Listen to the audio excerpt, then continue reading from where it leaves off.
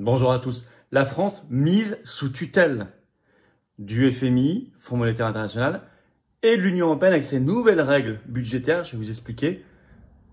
Que se passe-t-il? Comment les mandats du Mozart de la finance Macron se terminent par une mise sous tutelle imminente? Nous allons voir que nous sommes pris dans un système supranational qui produit cela. Il faut s'en libérer. C'est tout un combat. C'est un combat à mener. Une politique avec un P majuscule et nous le menons. Et nous le gagnerons. Et puis ce Mozart de la finance, ce Macron, a sciemment créé la dette par des politiques qui dépassent l'incompétence. C'est un sabotage national, antinational, qui peut être parfaitement inversé. On va voir ça dans cette vidéo. Sortir du piège de la dette, avoir sa souveraineté nationale. Voilà l'antidote à cette mise sous tutelle. On va développer tout ça très concrètement dans cette vidéo. C'est très important parce que ça a des impacts sur toutes les politiques, les retraites et tout le reste, les services publics, tout.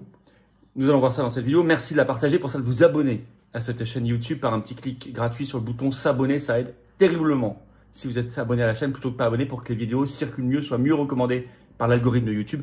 Merci à vous pour ce petit clic. Vous le savez, l'argent liquide est en danger. Darmanin a craché le morceau. Je vous ressors la grande pétition nationale pour défendre l'argent liquide et contre l'euro numérique qui est sous la vidéo en lien en description. Elle avait été très signée, elle recircule beaucoup. Je vous la mets si vous ne l'avez pas encore signée ni partagée. Elle est sous la vidéo en description dès maintenant. Par ailleurs, ce dimanche 25 mai, je suis à Cannes. Rendez-vous l'après-midi. C'est entrée gratuite, c'est une réunion publique, ça va être formidable. Plus besoin de vous inscrire, mais vous pouvez venir, c'est entrée gratuite. Les inscrits, vous venez. Je vous mets encore les informations pour que vous trouviez horaire, lieu, adresse. Vous venez directement, vous inquiétez pas, même si vous n'êtes pas inscrit, c'est entrée gratuite, vous êtes les bienvenus. Et jeudi 29 mai, rendez-vous à 18 h à Paris pour le très grand rassemblement populaire pour le Frexit, à l'occasion jour pour jour des 20 ans du non à la Constitution européenne. Le dernier référendum en France, c'était le 29 mai 2005. On sera au niveau du 20 rue de Tournon à Paris au pied du Sénat. Il y a d'autres rassemblements en France le même jour organisés par les Patriotes. Allez voir sur notre site les-patriotes.fr dans l'agenda. Et allez-y aussi. Et ce 29 mai, pour le rendez-vous national à Paris au pied du Sénat, ça va être un très grand rendez-vous avec Maître André Monet, Romain Bessonnet, Olive, Myriam Palomba, Maître Divisio et tant d'autres résistants qui seront là, notamment avec des drapeaux français. Ça va être un très grand rendez-vous. Arras, c'est ouvert, les Assises de la souveraineté, le plus grand événement souverainiste jamais organisé en France. Formidable programme, il est en lien sous la vidéo en description. Inscrivez-vous dès maintenant. Oui, je sais, c'est loin, septembre, mais il y a tellement de demandes que j'ai lancé très tôt, plutôt que d'habitude, les inscriptions. Je vous attends, patriotes. Voilà, ici, vous êtes dans le combat contre la mise sous tutelle. Ici, vous êtes dans le plus grand mouvement souverainiste et de résistance de France qui se bat concrètement avec cette carte orange d'adhérents ou de réadhérents. Vous êtes les bienvenus. Par ailleurs, il y a la consultation en cours jusqu'au 1er juin minuit des adhérents à jour des Patriotes. Mais pour y participer, pour la recevoir dans vos mails, vérifiez vos spams aussi, il faut devenir adhérent pendant cette consultation ou réadhérer et vous remettre à jour. Avec un délai, on vous envoie le lien et vous pouvez répondre. Et par ailleurs, en devenant adhérent, réadhérent, vous vous battez pour des très beaux combats de liberté, de souveraineté, de paix, d'avenir, d'espérance, dans un mouvement qui est indépendant, qui n'a pas de financement public, je le rappelle. Donc les dons aussi au mouvement sont indispensables pour faire des actions, sinon on ne peut pas. On a 0 € de subvention publique ni d'aide des banques. Vous pouvez adhérer ou réadhérer au Patriote dès maintenant par le premier lien sous la vidéo en description ou faire un don au mouvement par le deuxième lien sous la vidéo en description. Tout ça est défiscalisé de vos impôts aux 2 tiers. Ça fait baisser en plus vos impôts concrètement, profitez-en. Et vous retrouverez les liens bien sûr sur notre site en permanence, les-patriotes.fr. Bienvenue aux nouveaux adhérents Patriotes, bravo aux réadhérents et aux donateurs. Allez, on y va. Incroyable, la France mise sous tutelle, le FMI menace. Confère BFM Business ce 23 mai. Le titre, oui c'est envisageable. La France pourrait-elle vraiment être mise sous tutelle après l'alerte du FMI, Fonds monétaire international. Je vais vous citer un extrait de cet article. Oui, c'est envisageable que le FMI débarque en France. J'espère et je pense qu'on arrivera à un accord entre les partis politiques ou qu'un parti suffisamment fort y arrivera pour qu'on évite cette case. Mais ce n'est pas impensable, confirme sur notre antenne l'ex-chef économiste du FMI, Olivier Blanchard. Donc c'est l'ancien patron économiste du FMI qui confirme lui-même que la France peut être mise sous tutelle. Ce qui veut dire concrètement, il parle du FMI qui débarque. Oui, ce sont des hauts fonctionnaires du FMI, des technocrates qui débarquent physiquement dans le pays, qui vont dans les ministères et dans les administrations et qui disent voilà, maintenant vous devez faire ça. Et c'est pas du gâteau et c'est pas joyeux. Et en plus, généralement, on en sort encore pire qu'avant. Mais en plus, il précise, il dit mais vous savez, en fait, L'Union européenne le ferait avant. Vous seriez d'abord mis sous tutelle par l'Union européenne et la Banque centrale européenne. Et regardez, je vais vous citer un extrait, toujours dans le même article. Pour Christophe Dembicq, qui est économiste, ce n'est toutefois pas le FMI qui viendrait toquer à la porte le premier. Pour la simple et bonne raison que la Banque centrale européenne interviendrait avant. Et donc l'intervention du FMI ne serait pas utile. Remplaçant le SMP, le programme OMT, donc programme européen qui veut dire opération monétaire sur titre créé en 2012, mais jamais dégainé, permet à la Banque centrale européenne, par exemple, de racheter en quantité illimitée des obligations sur le marché secondaire afin de réduire la pression sur les taux d'intérêt, relève le même Christopher Dembicq. En contrepartie, parce que bien sûr la BCE ne fait pas ça comme ça, en contrepartie, le pays concerné, donc ce serait la France, par ce programme, doit négocier avec la Commission européenne et le Conseil européen ce que l'on appelle dans le jargon de l'UE un plan d'ajustement budgétaire, pour être plus clair, un plan d'austérité. Fin de citation. Et en fait, ce serait même en face, il dit, je cite, un plan d'austérité extrêmement douloureux, qu'il vienne de la BCE ou du FMI. Je vous cite un dernier extrait de cet article. Quid du plan d'austérité exigé en contrepartie? Ce serait extrêmement douloureux et cela durerait plusieurs années, prévient d'emblée Christopher Dembicq. On considérera certainement qu'il faudra aligner le ratio de dette publique sur le PIB actuellement à 57% sur la moyenne européenne, soit une baisse d'environ 10 points, c'est massif.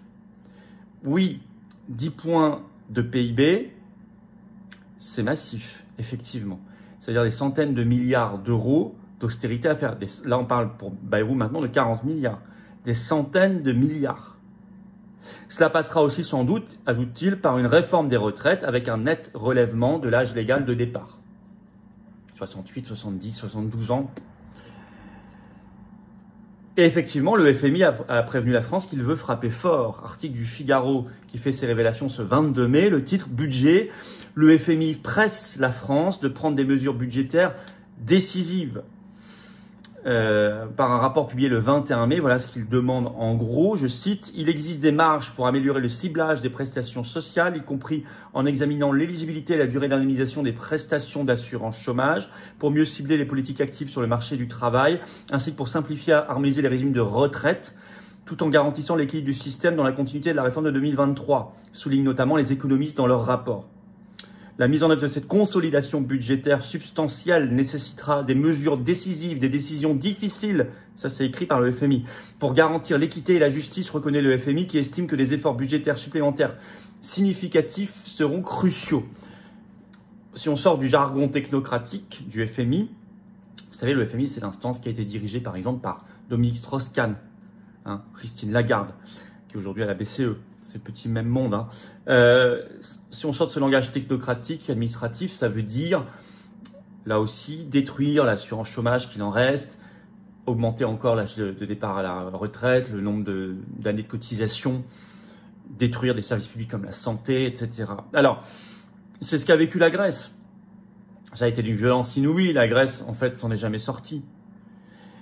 Mais c'est ce que vivaient beaucoup de pays africains dans les années 70, 80, 90, 2000. Ou des pays d'Amérique latine aussi qui ont vécu cela, ou d'Asie du Sud-Est. Bon. Ça produit toujours du chaos, en fait. Mais au moment où l'Union européenne aussi augmente sa tutelle. Révélé par Euractiv ce 20 mai, je cite, le prochain budget de l'Union européenne sera conditionné à l'atteinte de jalons et de cibles. Jalons et cibles, entre guillemets, parce que ce sont les termes mêmes de l'Union européenne. Le début de l'article de Euractiv est extrêmement clair. Il cite Ursula von der Leyen, je vais vous le citer. Les États membres devront atteindre des jalons et des cibles pour recevoir les paiements au titre du prochain budget à long terme de l'Union européenne. C'est ce qu'a déclaré le 20 mai la présidente de la Commission européenne, Ursula von der Leyen. Son modèle, ce sera le plan de relance Covid de juillet 2020, vous savez, celui qui était conditionné à des réformes. En France, par exemple, ça a été conditionné à la réforme de l'assurance chômage et à la réforme des retraites. Et je vais vous citer un extrait qui le dit. Chaque tranche de financement de l'Union européenne sera distribuée lorsque les cibles convenues auront été atteintes, a expliqué Ursula von der Leyen. Elle est très claire. Nous le savons tous, il s'agit là de l'incitation la plus forte que l'on puisse mettre en place pour faire avancer les choses.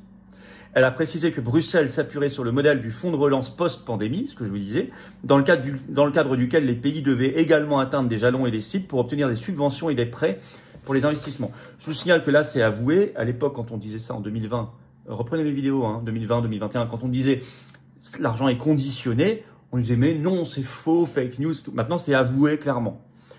Alors, vous avez compris quand même l'arnaque, hein, parce que, en fait, ce qu'on appelle les fonds européens maintenant seront complètement conditionnés à des exigences de politique publique fixées par Bruxelles. Qui le sait ça aujourd'hui en France? C'est débattu où? Est-ce qu'il y a un député qui vous en parle, un sénateur? Est-ce que les partis politiques d'opposition à l'Assemblée vous en parlent? Non. Pourtant, c'est fondamental. En plus, c'est une double arnaque pour la France parce que nous, on donne déjà beaucoup plus au budget européen qu'on en reçoit. Donc, pour recevoir ce qui est très inférieur à ce qu'on donne, et ce qui sera de plus en plus inférieur à ce qu'on donne, parce que ce qu'on va donner va encore augmenter de 5 milliards par an à partir de l'an prochain, puis encore 2 milliards en plus à partir de 2027. Mais pour recevoir le maigre retour, maintenant, ce sera complètement conditionné à des cibles et des jalons définis par Ursula von der Leyen. C'est une mise sous tutelle totale, mais inadmissible.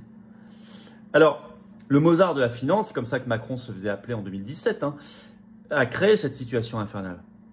D'abord, en cadenassant la France dans le système supranational.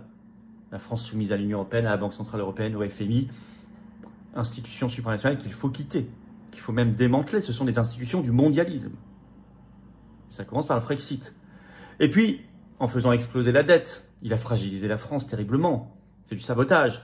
Comment? Tout ce qu'on dit. L'argent qu'on verse à l'Union européenne, on vient d'en parler, mais chaque année, ça nous appauvrit de 15 à 20 milliards. Rien que la différence entre ce qu'on donne et ce qu'on reçoit du budget européen. Je ne parle même pas de tous les autres coûts liés à l'Union européenne. Je parle juste du coût direct lié au budget. On s'appauvrit chaque année de 15 à 20 milliards. Ce qu'on claque dans l'Ukraine, c'est 1 milliard par-ci, 2 milliards par-là, 3 milliards, etc. Le copinage, toutes ces agences là qui font manger les copains, toutes ces strates de collectivités, on laisse les conseils régionaux, les intercommunalités, des milliers d'élus, les conseils autour des élus qui sont payés. Et ça, Macron n'a rien touché à cela. Il case. Et puis, des gros morceaux, l'énergie. Parce qu'au lieu de sortir du marché européen d'électricité et de faire baisser, diviser par 3 le prix de l'électricité en France, ce qui serait le cas, on fait des chèques pour compenser en partie la hausse. Ça a coûté déjà 115 milliards, ça, à la dette française. Et puis le Covid, on a tué le pays à ce moment-là, on a complètement saboté. Ça a coûté 400 milliards de dettes en plus, le Covid, pour faire des politiques de fermeture, de confinement, de couvre-feu, d'indemnisation, etc., qui ont coûté une fortune, qui en plus a été contre-productive et terrible. Et inutile sur la maladie, bien sûr.